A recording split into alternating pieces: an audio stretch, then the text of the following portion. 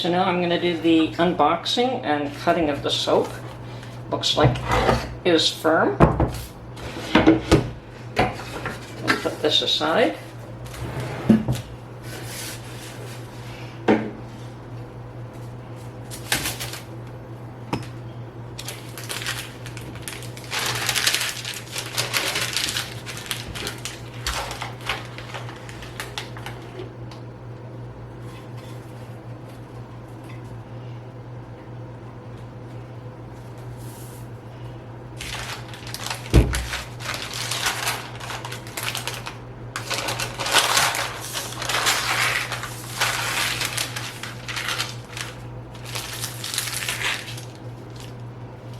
So far, so good. I think I'm just going to slightly trim this.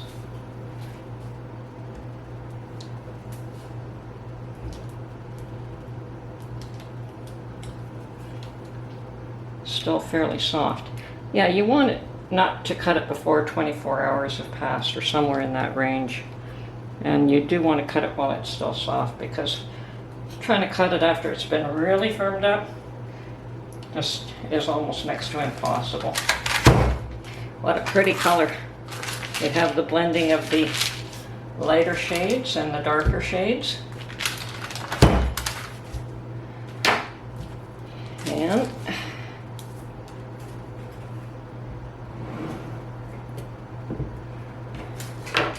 put that aside, get rid of this.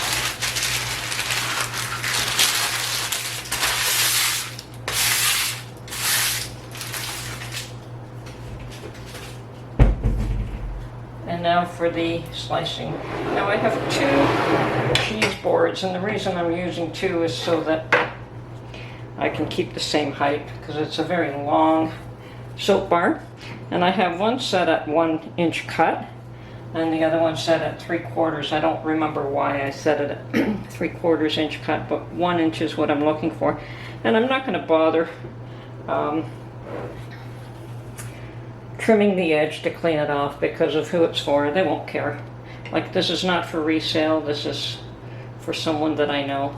So here we go. Cutting the first one. Oh, isn't that pretty? So what I'm going to do actually is lay some paper towel down here.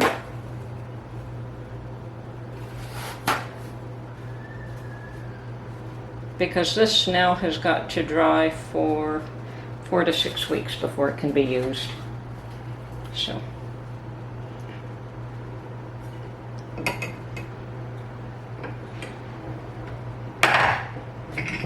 And each bar is going to be slightly different, and that's what makes it so pretty.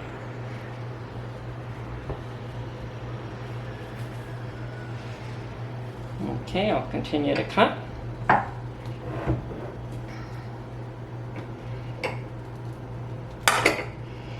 This doesn't cut them perfectly straight, but it does a reasonable job. I think I'm going to go this way,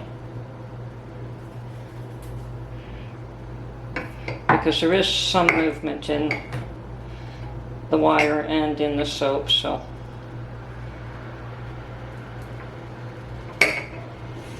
But it's close enough. Now, I've always wanted to purchase a soap cutter called the Tank, but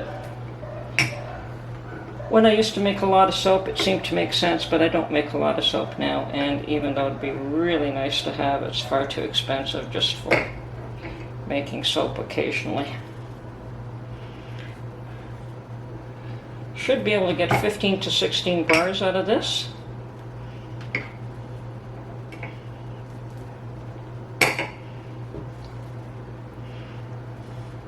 It turned out a bit darker than what I had wanted. I guess I put a little too much color in, but that's fine.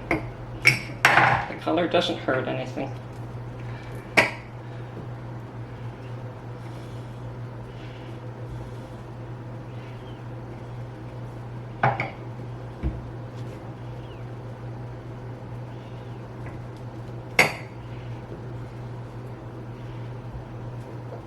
And still, this wire cutting does cut it nice and clean, just not necessarily 100% straight. As I said, the soap bar moves and the wire has some give as well.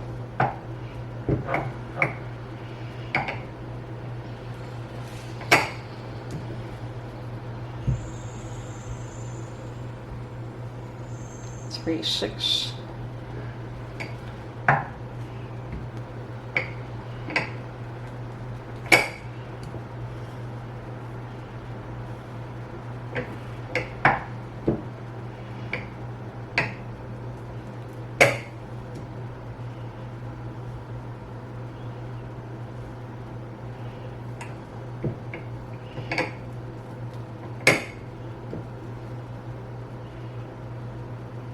And that has saponified properly. It's cooked right through. There is no telltale signs of it not processing properly. You can tell the center part is cloudy, and once again, doesn't hurt anything. It's just that it hasn't processed properly. Can still be used. Okay, we've got 16 or 15 and one that's a bit thinner, but then again some of these have been a bit thicker as well, so I suspect that I could have gotten 16 1-inch bars if I had something that cut perfectly 1 inch. So there we have it. That's my soap cutting for this bar of soap.